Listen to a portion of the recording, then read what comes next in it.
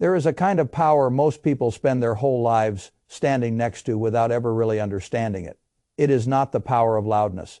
It is not the power of appearing important. It is not the power of making sure everyone in the room knows what you own, what you make, what you plan, what you are building, and how far ahead you think you are. That kind of power is cheap. It burns brightly and briefly. It attracts attention and then taxes. It attracts applause and then expectation. It attracts admiration and then pressure. The older I get, the more convinced I become that the most expensive financial errors are often not the dramatic ones people fear. Not the market crash, not the recession, not the one stock that went wrong. A great deal of real financial damage is done much more quietly than that. It is done by information, by one conversation too many, by one proud moment too early, by one number revealed to the wrong ears, by one plan announced before it had become real enough to protect itself, by one good deed turned outward for validation when it should have been kept inward as character. I have spent most of my life watching people make money, lose money, protect money, waste money, inherit money, and slowly bleed money without even knowing where the wound began.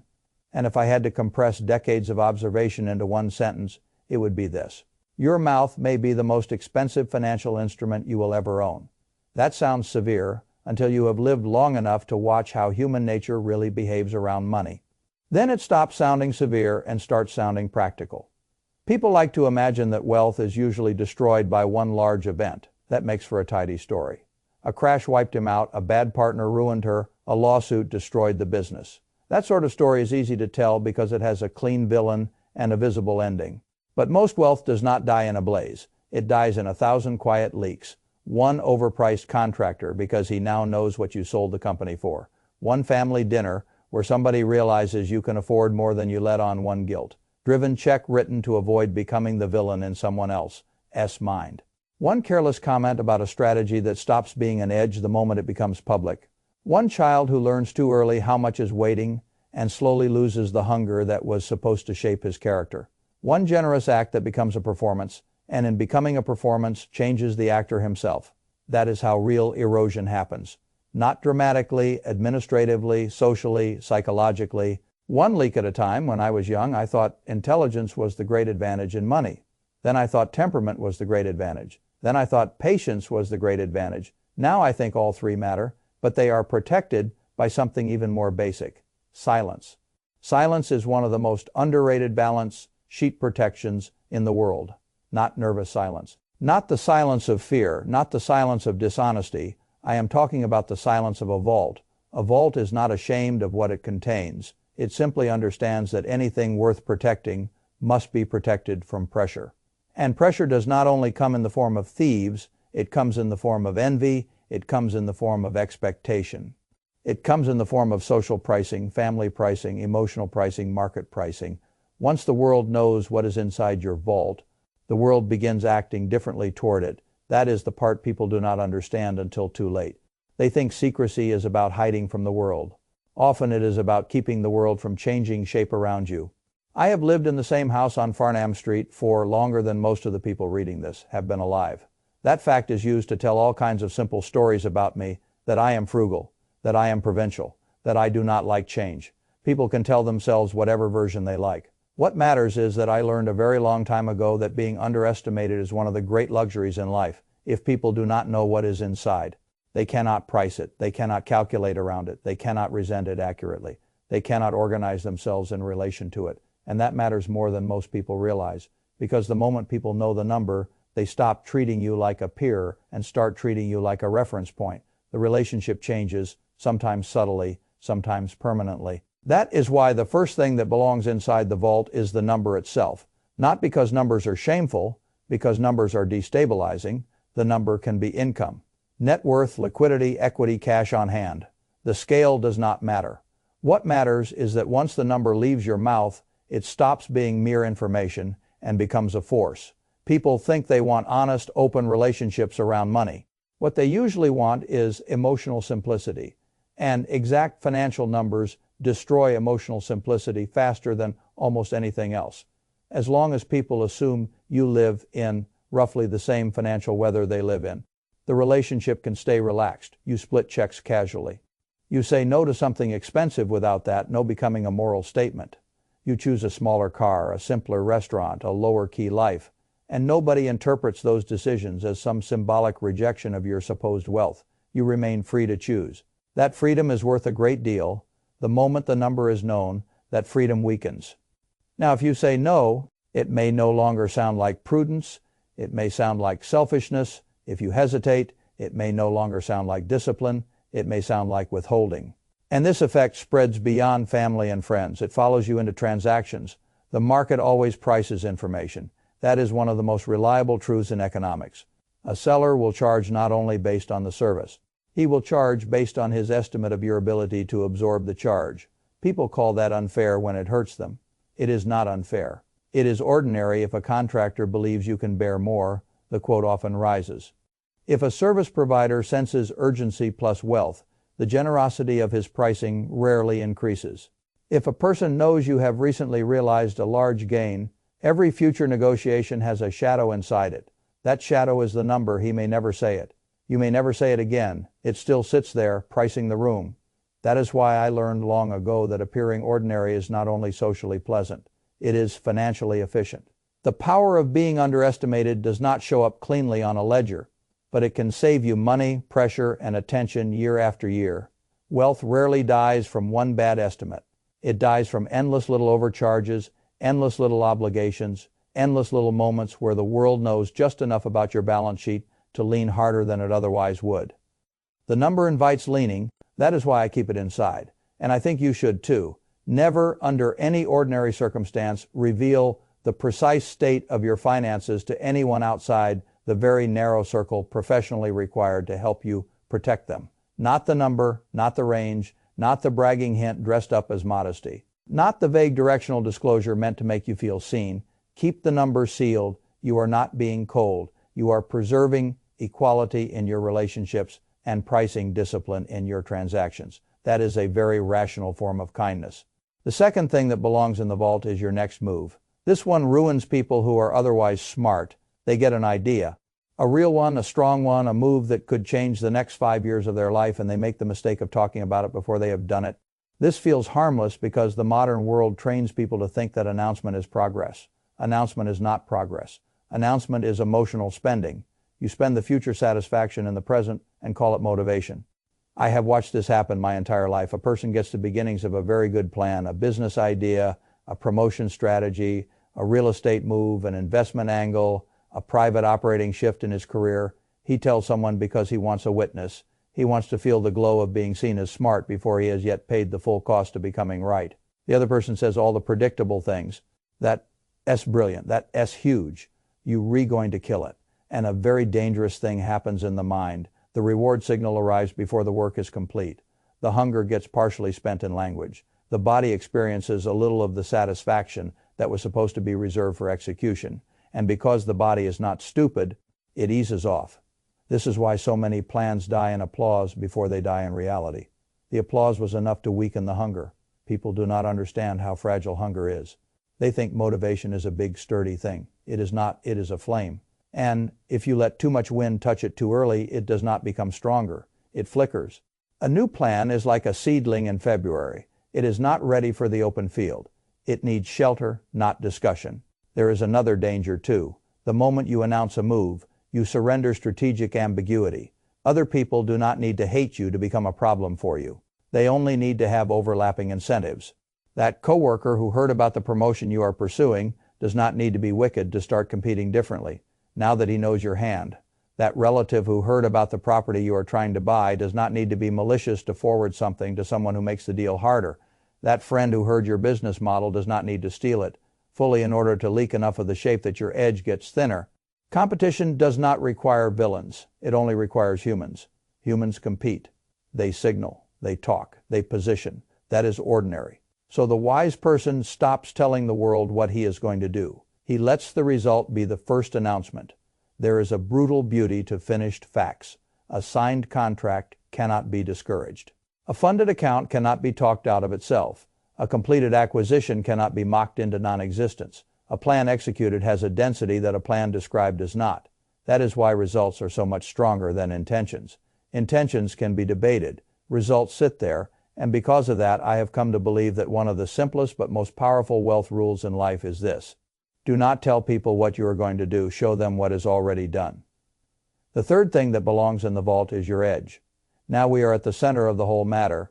Most people never build a real edge in life, financial or otherwise, because they do not stay with anything long enough, observe anything deeply enough, or quietly refine anything privately enough to create asymmetry. They consume public information and then wonder why their outcomes are public. Average, that is not harsh. That is just arithmetic. Edges are usually born in silence, in observation, in narrowness, in attention, in pattern recognition. In the lonely repetition of doing something enough times that you start seeing what the broader crowd either cannot see or cannot stay patient enough to use. And the moment you reveal an edge casually, you damage it. Sometimes you destroy it entirely. People do not like hearing that because the modern world has trained them to convert every advantage into content. Find a niche, teach it, package it, show it, monetize the attention around it. Perhaps that makes money in one sense. It also often kills the original source of the advantage. The best edges are usually perishable. They live on being underrecognized. The moment everybody knows where the $20 bill on the sidewalk lies, it is no longer there. That is not negativity. That is how markets work. The thing that works quietly keeps working, partly because it is not crowded. The moment it is crowded, the economics change, the spread narrows, the entry gets more expensive, the return gets competed away, the moat becomes a bridge. That is why I have always respected the people who let the world think they got lucky, let them think it was timing, let them think it was accident, let them think you stumbled into it. While they are busy explaining your luck to themselves, you are still compounding the advantage. People want too much credit. Credit is expensive, silence is cheaper. There is a reason some of the greatest commercial advantages in American history were protected with absurd seriousness. Not because executives were romantic about secrecy, because the edge was worth more than the machinery built around it. A recipe, a process, a sourcing method, a pricing mechanism, a customer insight, a repeatable operating rhythm. The thing itself may look small from the outside. The advantage inside it can be enormous. And once it leaks, it no longer belongs to you in the same way. This is what I want you to understand. Your edge is not merely your best idea, it is your most perishable asset. Cash can be replenished, stocks can recover, real estate can be refinanced, but a unique informational or strategic advantage that becomes public often cannot be fully reassembled. That is why the wise person treats his edge like a vault item, not a conversation topic. Do not teach the market how you make your money while the method still needs privacy to remain unusually profitable. Do not narrate the machine while the machine is still being built. Do not sell maps to a gold mine you have not fully worked. And always remember a simple question whenever someone wants to explain his unfair advantage to you in public. If the mine were that full, why is he not digging more quietly?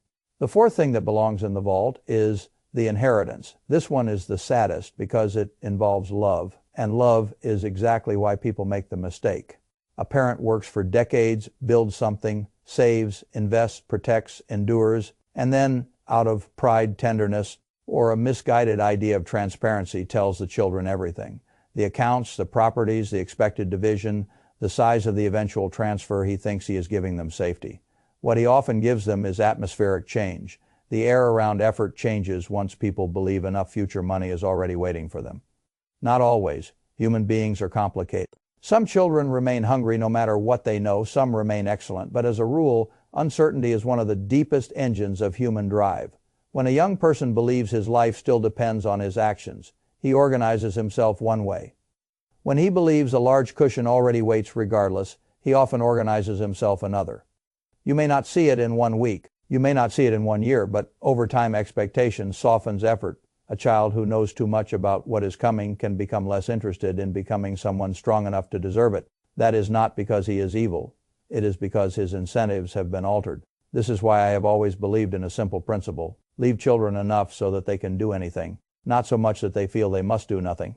But that principle only works if the number does not start shaping their psychology years before the inheritance becomes real. Once siblings start mentally counting what is not yet theirs, the family chemistry reorganizes itself around the expectation. Holiday dinners change tone, acts of affection develop shadows. Care itself can become contaminated by calculation. People begin hearing equity questions in ordinary conversation. Why did she get that role in the trust? Why is he closer to dad lately? Why did the property discussion sound different this year? Do not underestimate what anticipated money can do to a family. It does not always unite. Often it reorganizes, and that reorganization can start before a single dollar has moved. That is why the inheritance needs a wall.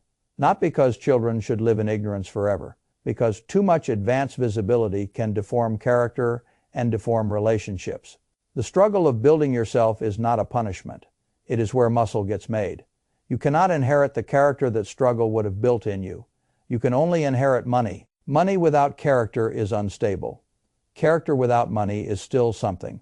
That is why I would much rather protect the development of the child than the temporary emotional comfort of being open. Do not let them count the money while you are still breathing. Let them become people first. Then let the estate do what the estate was designed to do. The fifth thing that belongs in the vault is the good you do.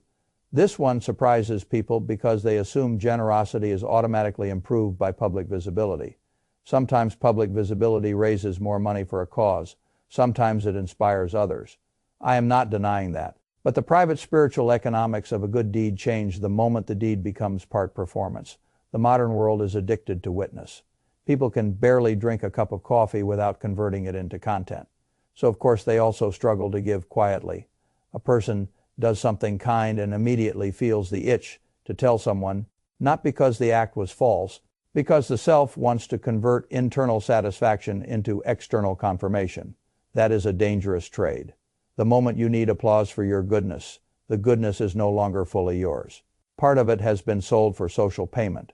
That social payment is cheap. It decays instantly. The praise fades. The comments disappear. The attention moves to the next thing, but the inner scorecard has changed. This was one of the most important things my father ever taught me, though he did not use grand language. He simply lived as though the inner scorecard mattered more than the outer one. The outer scorecard is what people think of you. The inner scorecard is what you know to be true when no one else is in the room. A life built entirely on the outer scorecard becomes exhausting. Every act needs witness, every sacrifice needs acknowledgement, every kindness needs a camera, every struggle needs documentation so that its difficulty can be properly appreciated. That sort of life is expensive in ways that do not show up in a brokerage statement. It erodes dignity.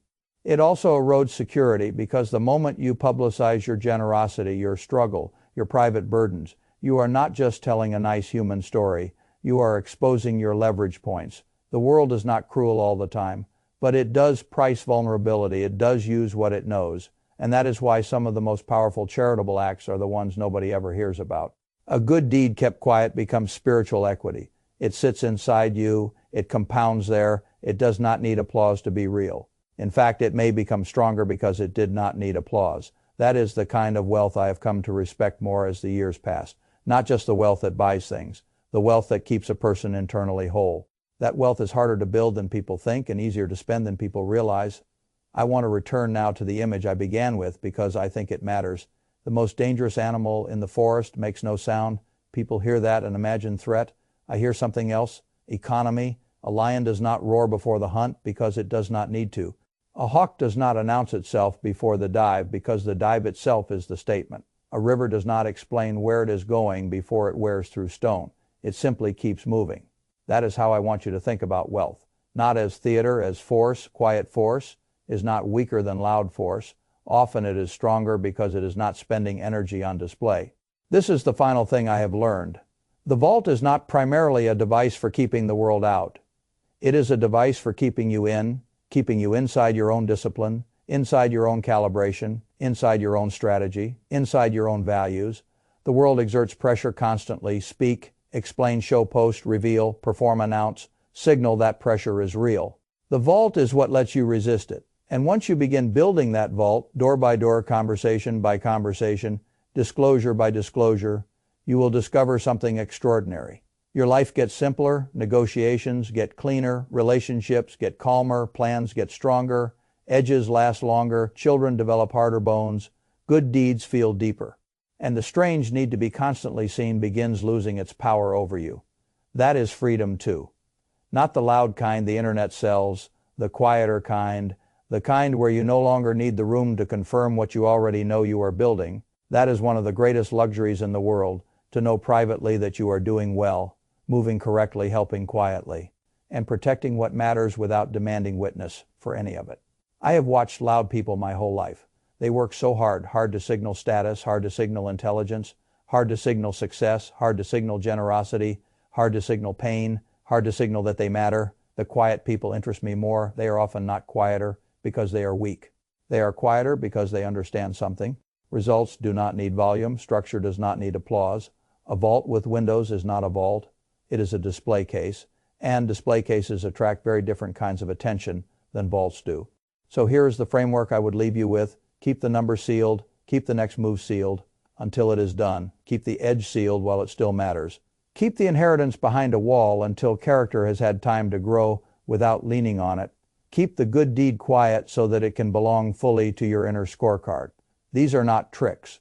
They are structural decisions.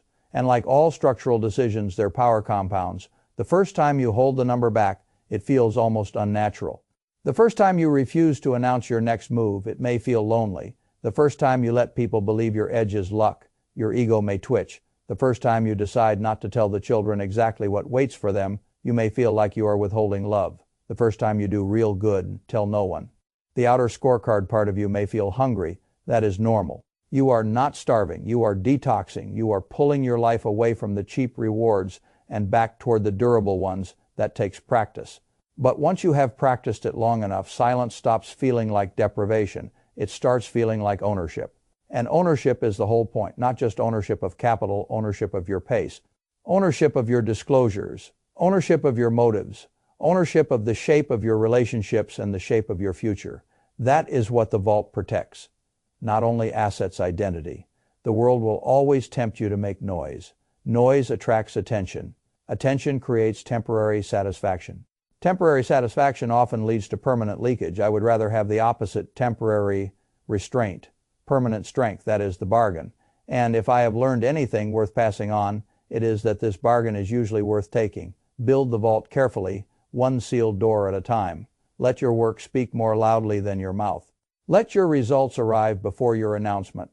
Let your edge stay alive because you refuse to turn it into conversation. Let your children build muscle before they ever count your money. Let your generosity deepen in silence. And then when the world wonders why your life looks calmer, cleaner, and harder to price than most, you will know the answer. You stop treating every valuable thing like something that needed to be shown. You finally understood that some of the greatest wealth in life is not what you have. It is what you had the discipline not to reveal.